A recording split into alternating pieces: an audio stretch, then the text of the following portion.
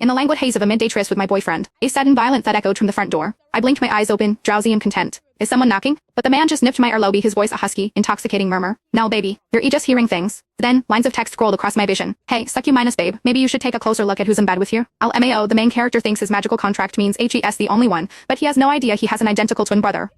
A brotherly buffet, no more starving for our girl. Chef's eating good now. Before I could even process it, a furious, trembling roar came from outside the bedroom. Damien, you son of a bitch, get the hell out here. I was a little succubus Bat Rick had picked up off the street, and because it supposedly bullied Stacy, he hadn't fed me in 2 weeks. I didn't bully her, I insisted, my voice stubborn. I just asked her to stop calling you in the middle of the night. I never get to eat my fill. The man's eyes lifted, cold as a winter sky. And you think you're in the right? He glanced at the text on his phone from Stacy, the one where she dramatically declared she was cutting all ties with him, and his tone grew even sharper. You've been with me this long and you haven't learned a thing, except how to weaponize e-money to humiliate people. I was trying to humiliate her, I said. His gaze was a blade, but I held my ground. If she thinks money is humiliating, that's her problem. I happen to think money is the best thing in the world. Besides, it was clearly her fault. My feeding time was strictly once a week on Sunday nights. For an SSS-rank succubus, that was barely enough to survive, and she was constantly interrupting it with her calls. Every time he answered, she was either being harassed by thugs at a restaurant or too drunk to get home. Patrick would leave in a heartbeat, leaving me half-minus starved every single time. So I sought her out privately. I offered her some cash and asked if she could please call at a different time. She reacted as if it spat in her face. She gritted her teeth, stomped on the bills with her heel, and enunciated every word with venom. Miss, you can rest assured I have absolutely no interest in your boyfriend. I wouldn't touch a high-mass and minus mighty rich boy like him with a 10-foot pole. I rejected him more than 10 times before you even met. He was the one who said we could be friends. I had no idea you'd be so insecure about it. Her eyes were rimmed with red as she sneered, honestly, you're acting like I did something shameful. Please do me a favor and tell him I will never ask him for help again. Wouldn't want to be mistaken for a homewrecker. With that, she turned and stalked away, her back ramrod straight, a perfect picture of wounded pride. The kind of defiant posture that awakens a man's desire to conquer. I mulled over her words and came to one happy conclusion: she wouldn't be interrupting my meals anymore. But my happiness was short-lived. The story got back to Patrick, and for the first time, the man who was always so calm and elegant was furious with me. He was convinced I had bullied Stacy and was refusing to admit it. She's a proud person, he said, his voice tight with anger. For her to even ask for help is a huge deal. And you just destroyed the last shred of dignity she had. My own eyes welled with tears, but I repeated stubbornly, but it was my fault. I had always been obedient, but on this I wouldn't back down. After a few more rounds of this, his patience snapped. It seems you won't understand your place until you're taught a lesson. He loosened his tie and rose to his feet. The manor on South Hill is sitting empty. It'll be the perfect place for you to reflect on your actions, he said, his voice void of emotion. And until you learn to behave, you can starve. Who else do you think is going to feed you if you leave me? I met the warning in his dark eyes and fought back tears. Fine, starve me. I don't want you to feed me anyway. I'm an SSS-rank succubus. I can have any man I want. He just scoffed, unimpressed. No one knew better than him what our magical contract meant. A stubborn fire burned in my chest. I held out for 3 days and then another 3. I was so hungry I was dizzy, my legs threatening to buckle, but I refused to call him. The best way to tame your prey is to corner it, wait for it to exhaust itself, and then appears its savior. Patrick had always been a patient hunter.